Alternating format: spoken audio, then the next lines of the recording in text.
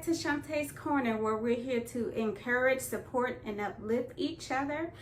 This is season 2, you guys. Oh my gosh, season 2. And definitely a new chapter for me, a new decade. So as I told you, I turned 40 last month.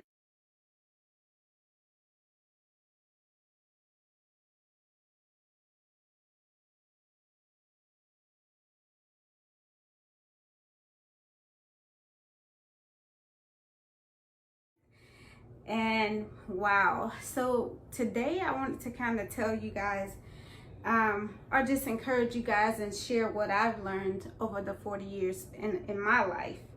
And for me, I was able to go back home to Georgia last month, which was kind of coming full circle for me because I hadn't been home in almost 7 years. 7 years I hadn't been back home. And so it was just wonderful to see the people, that I asked about. I was able to see each and every one of them.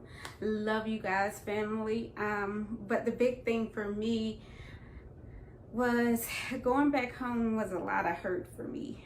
It was a place where the best way to put it is I felt bound. I felt there was no hope. So I always knew that I wouldn't stay there. I always knew I wanted to go somewhere else so that I can just not feel so bound.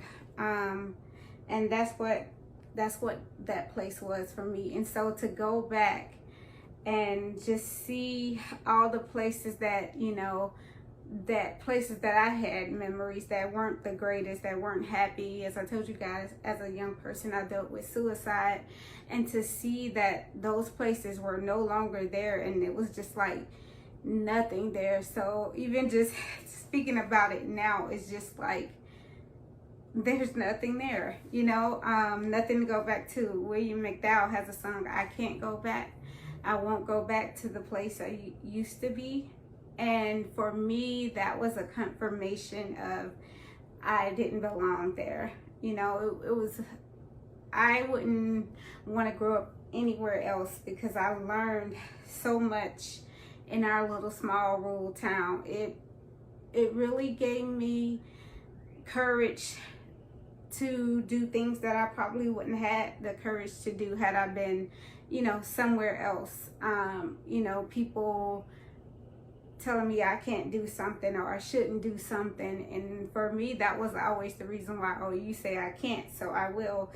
And just to go back, and that was just like such a relief. And I'm just happy to grow up where I did, to have the life experiences I had, because those experiences made me who I am.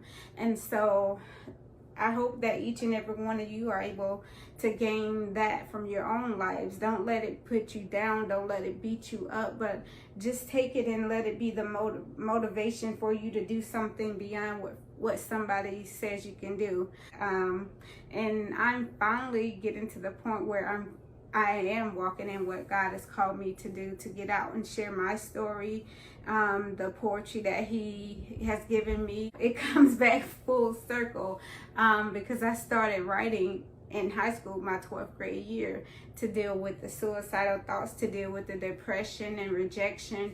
And no matter how many people are around you, you still can struggle, you still can feel alone. And so for me, that was like going back to that chapter, because that's initially where I started writing. So that was like a really great thing to go back. And like I said, I've shared it with you guys before. I'll never forget my first poem. It was called What Makes Me Different. And even just speaking it now I know why I'm different. Now I'm glad to be different. Don't let anybody tell you who you are. Let God show you who you are. And that's the only way you can learn to live up to what He has for you, is you let Him show you. So I just want to leave you guys with that today, and just stay focused and don't let anybody tell you you can't be who God has told you you are. Have a wonderful day, you guys.